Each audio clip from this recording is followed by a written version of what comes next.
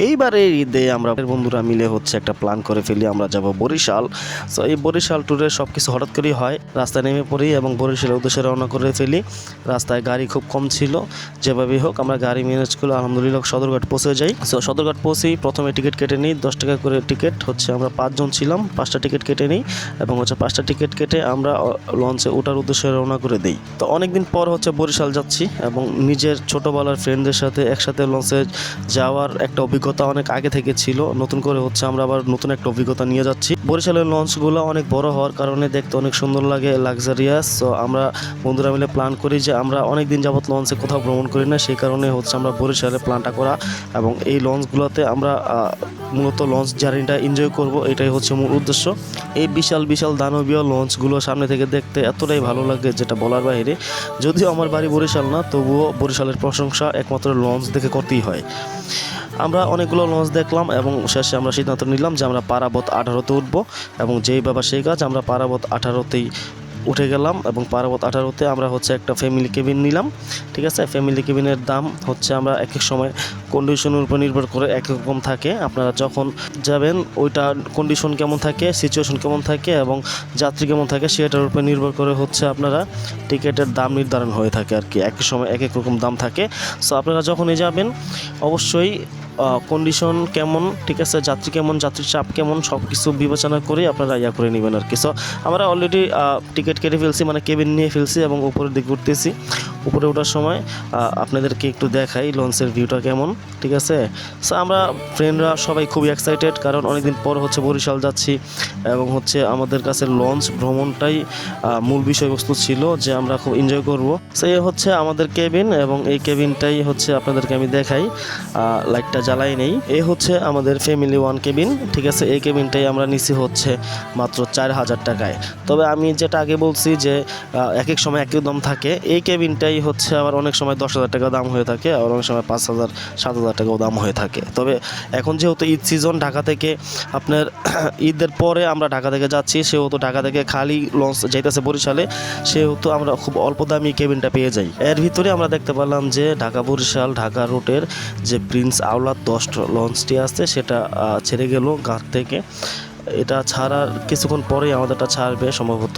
এই যে আজকে মনে করেন যে আমরা বরিশাল যাইতেছি, ঠিক আছে, ন্যাংটাকালের বন্ধু বান্ধবের লগে একটা ট্যুর দিতেছি, ঠিক আছে। ট্যুরটা সেরকম, আমরা কোথায় যাচ্ছি?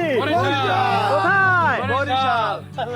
তো এখন হচ্ছে আমাদের খাবারের পর্ব। সো লঞ্চে যে খাবারের মেনুটা আছে এখান থেকে আমরা লেগ পিস নিলাম হচ্ছে 4টা এবং হচ্ছে ভাত নিলাম, ডাল নিলাম। তো আমরা আমরা 5 জন হচ্ছে পেট ভরে ইচ্ছা মতো খেলাম। খাবারটা ভালো ছিল খুবই, সব মিলে বিল আসছে আপনার টিপস সহ 1230 টাকা। সো খাবারটা খুবই মজাদার ছিল, ডালটা খুবই ভালো ছিল। যেহেতু আমরা বরিশালে যাচ্ছি, এর আগে খাইছি, বাট এবারের মতো খাবারটা আমি এত স্বাদ পাই নাই, ঠিক আছে। এবারের মুরগির রেজালাটাও ভালো ছিল, প্লাস ডালটাও খুবই ভালো ছিল এবং মোস্ট ইম্পর্টেন্ট যেটা ভাত, ঠিক আছে। অনেক সময় বরিশালে যাওয়ার সময় লঞ্চের ভাতটা মন মতো হয় না, কিন্তু এখানকার এই লঞ্চের পারাবত 18-র ভাতটা খুবই ভালো ছিল এবং তরকারিগুলো যা যা ছিল সাথে সবই ভালো ছিল, খেতে খুবই ভালো লাগছে। সো আপনারা আসলে এরকমই পড়বে, ঠিক আছে। লেগ পিস সম্ভবত 150 টাকা করে কোয়ার্টার, আর ডাল ভাত ওটা একটা প্যাকেজের মধ্যে থাকে আর কি। ভাত মেবি 20 টাকা প্লেট, আরও অন্যান্য যেগুলো থাকে ওগুলো স্বাভাবিক, ঠিক আছে। তবে পার পার্সন যদি 200 টাকার মধ্যে খাইতে চান, ঠিক আছে, 200 টাকা 250 টাকার মধ্যে একদম ভরপুর খেতে পারবেন, এত কোনো সমস্যা নেই। হ্যালো বরিশালবাসী, সো চলে আসলাম আমরা বরিশাল লঞ্চ ঘাটে এবং যেটা বলছিলাম সেটাই, যে এক এক করে সবগুলো লঞ্চ একসাথে চলে আসলো বরিশালে, ঠিক আছে। মাঝখানে হাফ ডাউন ছিল, ধরেন 5-10 মিনিটের গ্যাপ ছিল এক একটা লঞ্চ থেকে একটা লঞ্চের। কিন্তু এই যে প্রিন্স আওলাদ দেখতে পাচ্ছেন, এটা আমাদের আগে চলে আসছিল, বাট আগে ভিড়ছে, এর 5 মিনিট পর আমাদের লঞ্চটা পারাবত 18 ভিড়ছে। অবশেষে ফাইনালি আমরা চলে আসলাম বরিশাল লঞ্চ ঘাট। সো একটা অন্যরকম রাত কাটালাম এই লঞ্চে। এখন আমরা যাব হচ্ছে ভাসমান পেয়ারা বাগান। ভাসমান পেয়ারা বাজার, যে বাজারটা ওইখানে যাইতে এখান থেকে হচ্ছে রাস্তা দুইটা। একটা রাস্তা হচ্ছে আপনি বানারীপাড়া হয়ে ট্রলার করে যেতে পারবেন, আরেকটা রাস্তা হচ্ছে সিএনজি যুগে যাওয়া যায়। সো আমি এর আগে যতবার আসছি অতবার ট্রলার যুগে যাওয়া হয়েছে বানারীপাড়া বাজার হয়ে।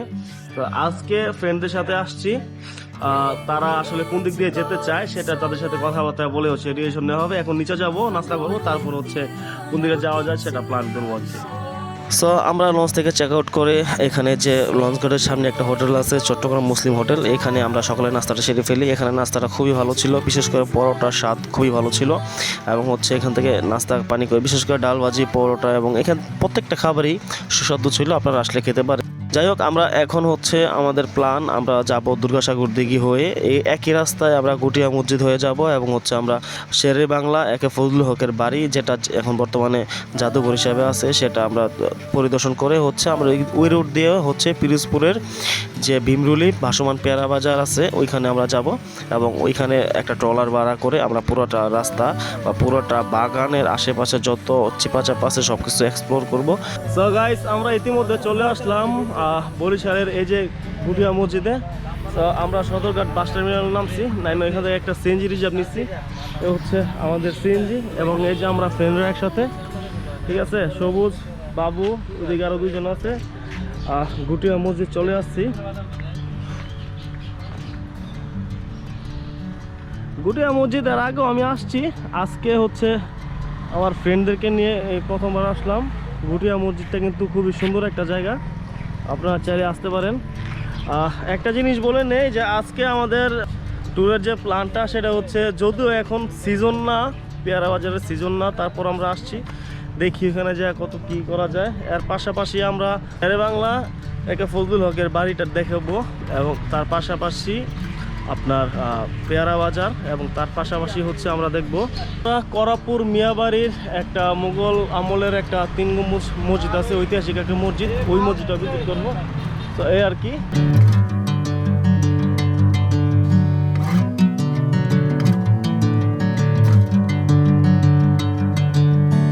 Bring me into golden sunlight. If I'm going with you, I know we'll get to the other side. এখন আমরা হচ্ছে মসজিদ দেখা দেখি করে আমরা এখন রওনা দিলাম শেরি বাংলা একে ফজলুল হকের বাড়ির দিকে। তো আজকে সকাল থেকে প্রচণ্ড গরম ছিল, তো এখন আকাশটা একটু মেঘলা হয়েছে এবং এই মেঘলা আকাশ থেকে ঠান্ডা একটা বাতাস আবহাওয়া আসতেছে।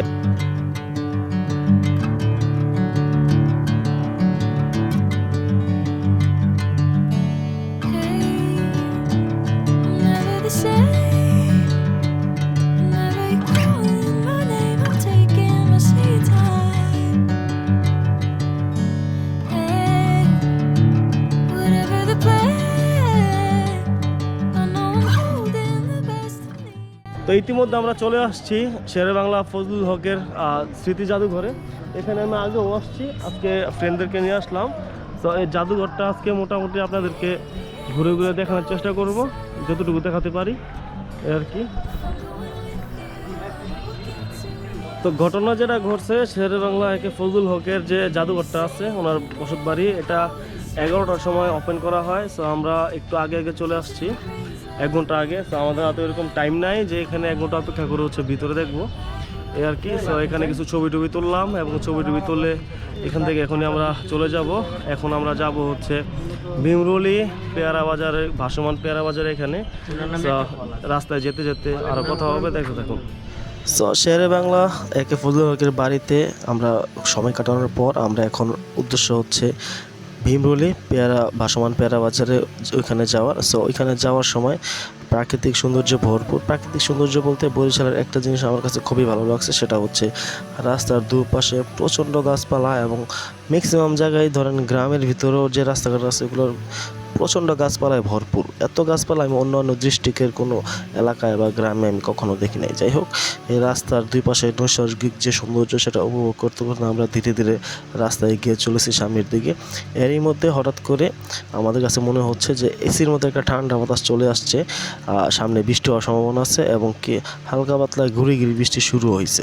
সো এই চিপাচাপা রাস্তা দিয়ে এর আগে আমরা যখনই গেছি তখনই আমরা ট্রলারে গেছি, বাট এবার আমরা সিএনজি যোগে যাচ্ছি। এর মধ্যে কথা বলতে বলতে বৃষ্টি চলে আসছে, এটা দেখতেছেন বৃষ্টি পড়তেছে।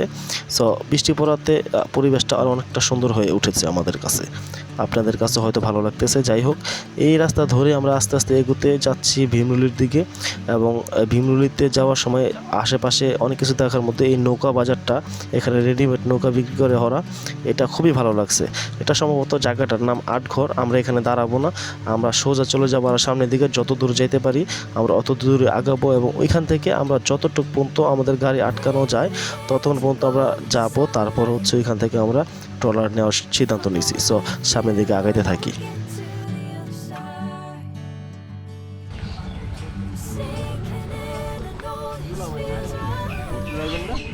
তো আমরা এখন সিনজি নিয়ে একটা রাস্তা দিয়ে আসতেছিলাম। তো এখানে এই একটা ব্রিজ পড়লো, কাঠের ব্রিজ, খুবই অবস্থা খারাপ, নাজুক। ঠিক আছে, এটা দিয়ে সিনজি আসতে পারবে কি না খুবই সন্দেহ আছে আমাদের। তো আমরা চেষ্টা করতেছি এই রাস্তাটা দিয়ে সিনজি পার করার জন্য, দেখা যাক আসতে পারে কিনা। তো এর আগে যতবার আসছি আমরা কিন্তু এই খাল দিয়ে ট্রলার করে আসতেছিলাম, এই প্রথম এই রাস্তায় মানে গাড়ি দিয়ে আসলাম। ঠিক আছে, আগে এই খাল দিয়ে আসতাম। তো এই ব্রিজটা কিন্তু খুবই অবস্থা খারাপ, কাঠের একটা ব্রিজ। এটা এখন দেখা যাক সিএনজি দিয়ে পার করা যায় কিনা। সাথে আছে আমার ফ্রেন্ড সার্কেল সবাই। আলহামদুলিল্লাহ আমরা এই পর্যন্ত আসলাম সিএনজি দিয়ে।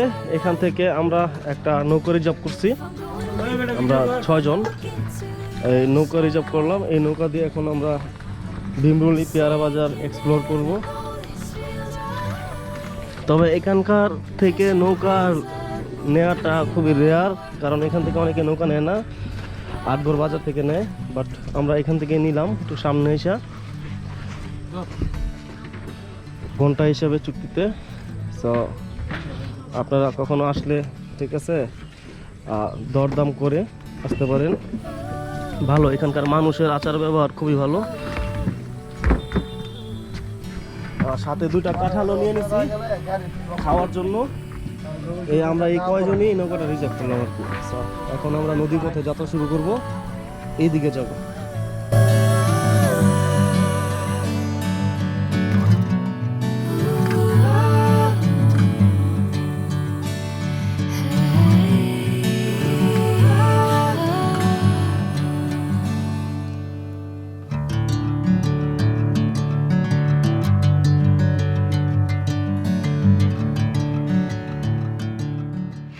তো আমরা এই ট্রলারটি রিজার্ভ নেওয়ার পর ওনার সাথে কথা হয়েছে 2 ঘন্টার চুক্তিতে 600 টাকা। তো আমরা হচ্ছে 600 টাকা দিয়ে 2 ঘন্টা ঘুরবো। যদিও এখানে 2 ঘন্টা ঘোরার মতো কিছু নাই, আমরা অনেকটাই এগিয়ে চলে আসছি। সো এই পেয়ারা বাজারে এখন তো সিজন না, এখন পেয়ারা বাজার বসবে না, সেটা আমরা জানি ভালো করি। বাট আশেপাশে এরিয়াতে যত খাল আছে, এরকম নদী নালাগুলো আছে, প্রত্যেকটা নালায় আমরা ঘোরার সিদ্ধান্ত নিয়েছি। এবং কি এই ট্রলারের যে ওনাকে আমরা বলছি যে আমাদেরকে প্রত্যেকটা চিপা চাপা অলিগুলি যত নালা আছে সবগুলো নালাতে আমাদেরকে ঘুরে নিয়ে আসবেন। এর ফাঁকে কিন্তু আমরা বন্ধুরা মিলে হচ্ছে যে কাঁঠালগুলো সাথে নিয়ে আসছিলাম, এই কাঁঠালগুলো ভেঙে এখানে খাইতেছি। মাশাআল্লাহ, কাঁঠালগুলো এত সুমিষ্ট ছিল, এতটা মিষ্টি ছিল বলার বাইরে। সবগুলো কাঁঠাল এখানে খেয়ে শেষ করে ফেলি, খুবই সুস্বাদু ছিল, সবাই খুব এনজয় করতেছিলাম কাঁঠালগুলো খাওয়ার সময়। এই যে পেয়ারা, ভীমরুলি পেয়ারা বাজার আইছি, ভাসমান পেয়ারা বাজারে। কিন্তু ঘটনাতে আছে আম সিজনে আমরা আইছি। ঠিক আছে, আম সিজনে আসার কারণে এখানে যে ভাসমান পেয়ারা বাজারটা বসতো সবসময়, সেটা এখন নাই। ঠিক আছে, যেহেতু আম সিজন চলতেছে, সো আমরা তারপরও কিছু পেয়ারা আমরা কালেক্ট করছি। ঠিক আছে, এই কালেক্ট করার ভিতরে এই এতগুলো পেয়ারা, প্রায় এখানে এক বোল পেয়ারা নিলাম মাত্র 250 টাকা দিয়া। ঠিক আছে, জোস।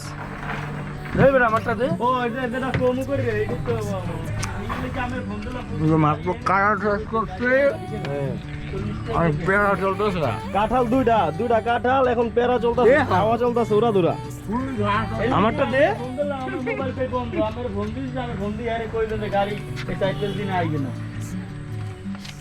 বিশাল size. Golden sunlight. If I'm going with you, I know we'll get to the other side. Sinking in, I know this feels right. Catching a breeze, love moving through me like a wildfire, like a wildfire.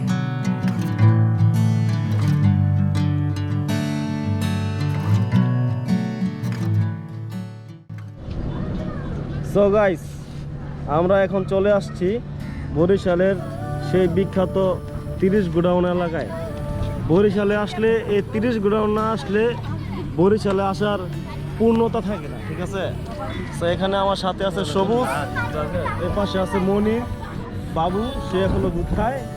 যেটা বলতেছিলাম যে বরিশালে আসলে 30 godown না আসলে বরিশালের আশাটাই অপূর্ণতা থেকে যায়। সো 30 গোডাউন আছি, এখন নাগা সিঙ্গারা অর্ডার দিছি, নাগা সিঙ্গারা খাবো এই যে এই দোকান থেকে। অনুভূতি কেমন সেটাও শেয়ার করবো।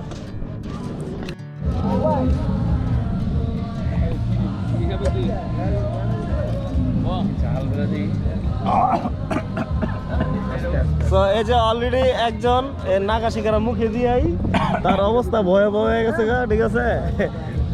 বাবু মানে দুধের মুখ কিছু হয় না। আমি এখনো টেস্ট করি নাই, আজকে টেস্ট করে দেখবো কেমন লাগে। সো দেখতে হবে। সো গাইস, লাস্ট একটা মেসেজ দেই আপনাদেরকে। আমরা ঈদের সময় অফ সিজনে পেয়ারা বাগান ঘুরতে আসছিলাম এবং আমরা কালকে এই লঞ্চেই বরিশাল আসছিলাম এবং এই বরিশাল আসার সময় আমরা একটা ফ্যামিলি কেবিন নিয়েছিলাম, যেটা আপনার ভিডিওতে দেখছেন অলরেডি। এখন আমরা একই লঞ্চে আসছি, ঠিক আছে? আসার পরে এই কেবিন আমরা আর পাই নাই। এখন আমাদের ঠিকানা হয়েছে এখানে, ঠিক আছে? এই যে 2টা তোষক আর খেতা বালিশ, ঠিক আছে? আর এই 2টা চেয়ার, এগুলো হচ্ছে আমাদের দখলে, ঠিক আছে? এ হচ্ছে আমাদের ট্যুরের শেষ অভিজ্ঞতা, ঠিক আছে? এখন এখান থেকে আমরা এভাবে শুয়ে ঢাকা ব্যাক করতে হবে। তবে এর মানে এই না যে আমরা ফকিন্নি, ঠিক আছে? এটা হচ্ছে ধরেন একটা ভিআইপির জায়গার মধ্যে সেমি ভিআইপি, ঠিক আছে? Semi VIP. চেয়ারটা কি দেখছেন? ওই চেয়ারটা দেখছেন? মারাত্মক জিনিসপত্র, অন্যরকম ব্যাপার স্যাপার, ঠিক আছে? আল্লাহ হাফেজ, ভালো থাকবেন সবাই। পরবর্তীতে অন্য কোনো ভিডিও বা ব্লগে দেখা হবে। আসসালামু আলাইকুম।